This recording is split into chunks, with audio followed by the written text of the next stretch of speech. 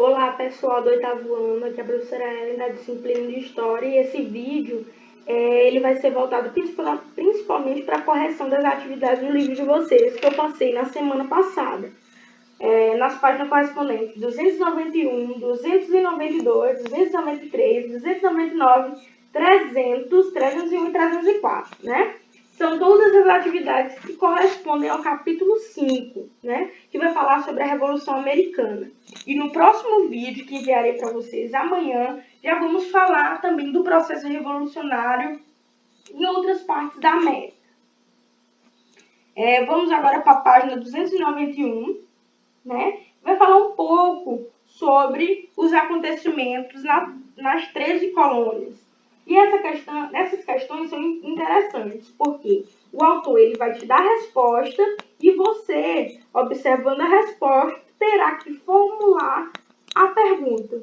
Né? Vocês percebem que a resposta aí na letra A fala um pouco sobre o processo de migração, né?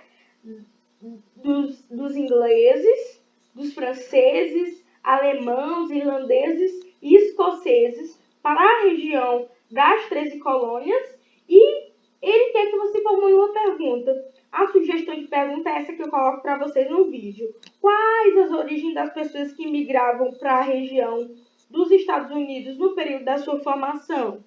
Né? É uma sugestão. Na letra B, a resposta vai falar um pouco sobre as colonizações que ocorreram nas 13 colônias. Lembrando que foram colonizações diferentes. Eu disse para vocês que algumas pessoas gostam de chamar colonização norte e centro de colonização de povoamento e a colonização da região sul das 13 colônias, eles quase sempre falam de uma colonização de exploração.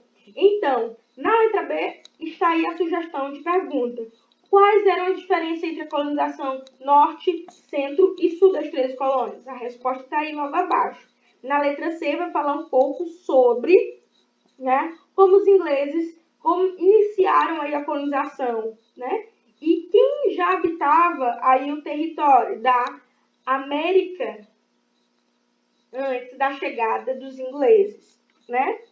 Vou falar um pouco sobre os povos nativos. E a sugestão está aí. Quando os ingleses iniciaram a colonização, quais eram as populações que viviam na América do Norte? A resposta está aí abaixo, principalmente dando aí nomes a essas populações. Já na letra D, vai falar um pouco sobre esses povos e sua descendência. E a sugestão de pergunta vai estar assim. Na atualidade, qual é a situação dos descendentes dos povos nativos, né? Qual é na atualidade a situação? Vejam aí que é uma situação de reivindicação, né? Eles protestam, principalmente os seus direitos de posse, né? Dos territórios que foram aí ocupados por esses ingleses, dito colonizadores. A segunda questão vai pedir que vocês expliquem o que foi o comércio triangular, né? E aí vocês acompanhem no vídeo que foi uma estratégia, né? Foi desenvolvida uma estratégia comercial. O comércio triangular ele foi desenvolvido por uma série de trocas comerciais, principalmente entre a Inglaterra, a África e as 13 colônias, né? E está aí os 3 continentes dialogando comercialmente, né? Com base de trocas, Inglaterra representando a Europa, a África e as 13 colônias representando aí as riquezas do continente americano. Entre si, eles começavam a trocar tanto pessoas escravizadas, né, na África, como produtos manufaturados já vindos aí da Inglaterra, como também as matérias-primas, né, conseguidas aí nas 13 colônias. Está respondido aí a segunda questão. Agora, vocês vão para a página 292.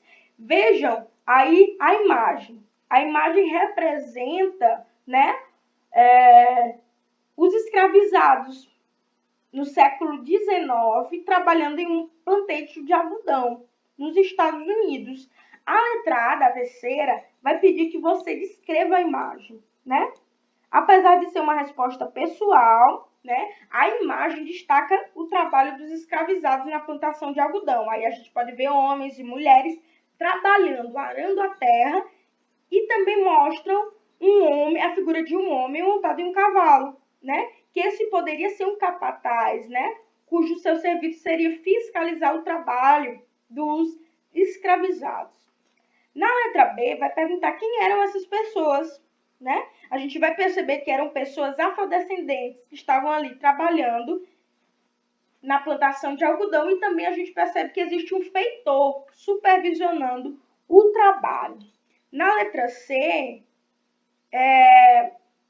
a pergunta está direcionada o que plantations queria dizer, né? Essa palavra, ela faz referência ao quê? A plantação, uma grande propriedade, né, que era baseada principalmente na mão de obra escrava e na monocultura. Lembra lá da colonização da região sul, no vídeo anterior, né? Quais eram as marcas da colonização? É justamente a presença de plantations, também baseada na mão de obra escrava, e também na monocultura. Quando eu falo monocultura, é a plantação de um único produto. Entre eles temos o algodão, né? Temos a cana-de-açúcar, e entre outros produtos. Na letra D, vai perguntar em quais regiões da colônia esse tipo de plantação era mais comum. Acabei de responder para vocês. Na região sul, os plantations eram mais comuns por conta do clima, do solo favorável à plantação, cujas características atribuíam à região sul principalmente a produção para o mercado de exportação. E está aí, né, as imagens que diferenciam os dois tipos de colonização nas 13 colônias. Eu gosto sempre de trabalhar com vocês com imagem, porque vocês vão relembrando tudo aquilo que a gente conversou no primeiro vídeo.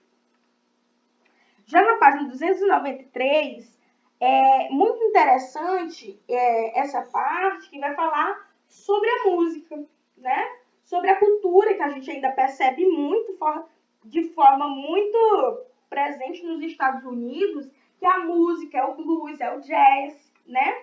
E a cultura estadunidense atual, ela tem muitas influências de grupos africanos e afrodescendentes que viveram desde o processo aí de formação dos Estados Unidos. E esse texto vai falar muito bem do desenvolvimento do blues na região dos Estados Unidos, né?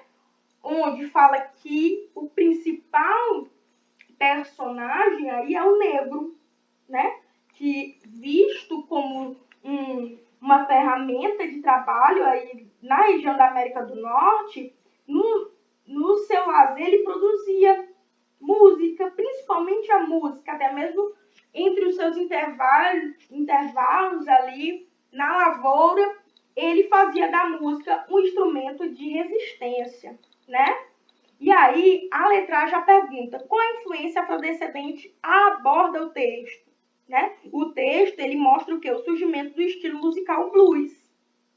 Na letra B, vai perguntar qual é a relação entre a mão de obra escrava e o ritmo musical, né? Aí a gente pode pensar que o blues ele vai ter origem principalmente no canto dos escravizados, que cadenciava o ritmo produtivo nas chamadas work songs, né? Seriam o quê? As casas de trabalho, né? E a letra C, resposta pessoal, e eu quero que vocês façam essa pesquisa, né? Essa pesquisa eu quero receber, né, no meu WhatsApp em forma de fotografia até segunda-feira. Produzam, se quiserem desenhem, mostrem para mim aí que vocês são também ótimos pesquisadores. Eu quero que vocês pesquisem sobre a influência africana na cultura estadunidense. Eu vou mandar como atividade, essa atividade vai ser uma atividade bônus com o valor de 1 ponto, tá bom? Até segunda-feira, não mais terça, quarta, não, é segunda-feira, pessoal, tá bom? Então, aqui o blues, vamos falar aqui um pouco sobre o blues. Um pouco não, vou dar aí um spoiler para que vocês pesquisem mais sobre esse blues.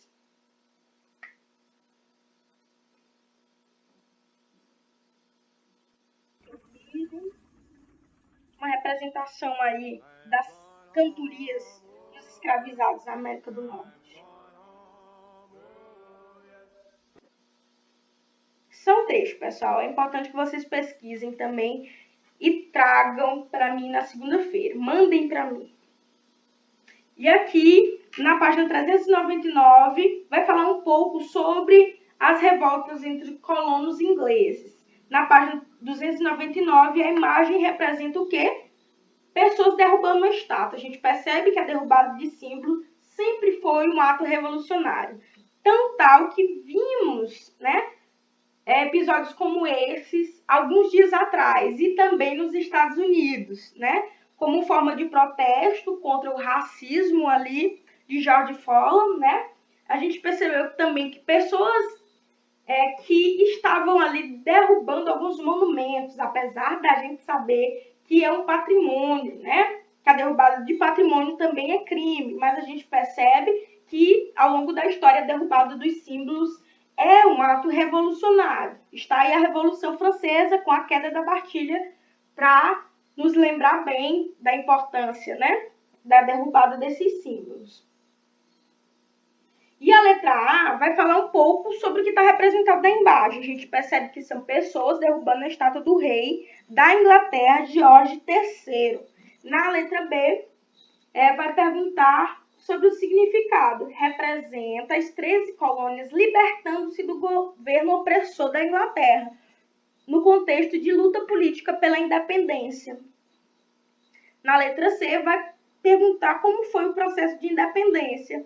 Aí tem uma sugestão de texto, né, que vai falar que foi um processo de independência que teve início pela insatisfação dos colonos sobre as políticas arbitrárias inglesas, né, com as taxações nos produtos, né, produzidos aí na América do Norte, e também sobre influência, né, do enfraquecimento da Inglaterra na Guerra dos 7 Anos, né, que enfraqueceu economicamente a Inglaterra, e aí com esse enfraquecimento a Inglaterra começou a cobrar altos tributos e altos impostos aos colonos. Desse modo, não esquecemos da influência dos iluministas, né, que foi muito importante para divulgar essas ideias, esses sentimentos de luta pela liberdade e também pelos direitos na América do Norte. Então a gente percebe que esses pensamentos iluministas não ficaram só na Inglaterra, né, na França, né, eles começaram a serem difundidos em todo o globo.